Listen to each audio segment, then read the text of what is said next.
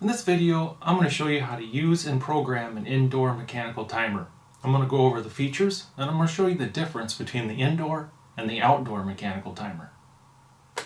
Now here's the package of an indoor timer, and if you look up here, it will say indoor. Now some timers, when you go to buy them at a store, they may not say indoor or outdoor. But I'm going to show you the main difference. Maybe you bought a couple of them at a garage sale and you don't know are they indoor or they outdoor. Maybe somebody gave you some. An indoor timer is going to have 2 prongs on it.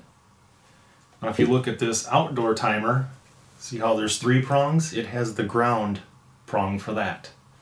Also, another key thing, an outdoor timer is probably going to have a cover.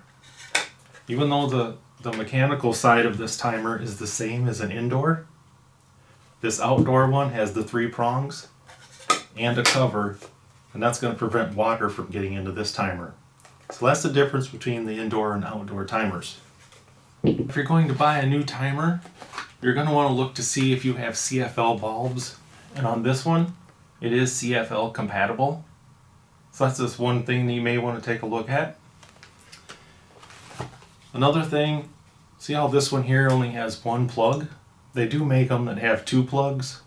So if you're going to plug in multiple, maybe strands of Christmas lights, you might want to find one with 2 plugs.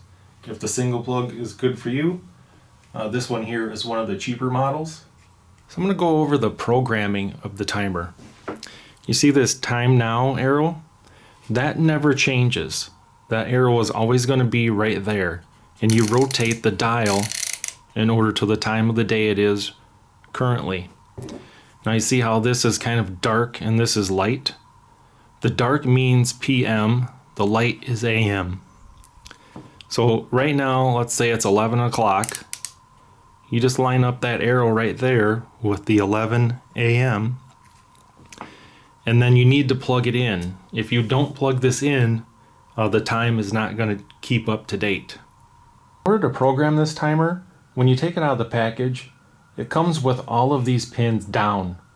You need to pull all of the pins up, like that, all the way around.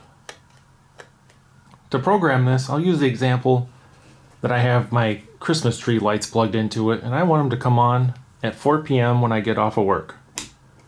And I want them to stay on until 10 p.m. when I go to bed. And now you push down all the pins in between. Now an easy way to remember when your lights or whatever it is you're plugged into this is going to be on ends in N and down ends with the letter N. So down means on, up means off. Now one great feature with these mechanical timers is you can set multiple on and offs throughout the day. So let's say I want something to come on at 4 in the morning when I get up, and I want it to shut off at 6 a.m. when I go to work. Push down your 4 a.m., 6 a.m., and all the pins in between. So now I have an on-off right here, and another on-off right here, using the same mechanical timer. Once you have your timer programmed, you're going to need to turn the timer on. You have an on the right and an outlet on the left. So if you have something plugged into this, and this is plugged into the wall, and if you turn it to the outlet on, that means it's going to continuously stay on and it's going to override the timer. So if you want your timer operational, slide this over to the timer on, and then anything plugged in to this timer is going to go by your program. One key step that is missed with these timers is you want to make sure whatever is plugged into your timer is turned on. If you have a lamp like this, you have an on-off switch on your lamp, you're going to need to make sure that the outlet on your timer is switched on. Turn on your lamp. Now you know you have power to the lamp. If I had this lamp off and turn the timer on, it's never going to turn this lamp on. If something you have plugged into the timer has an on-off switch, you need to make sure that's on.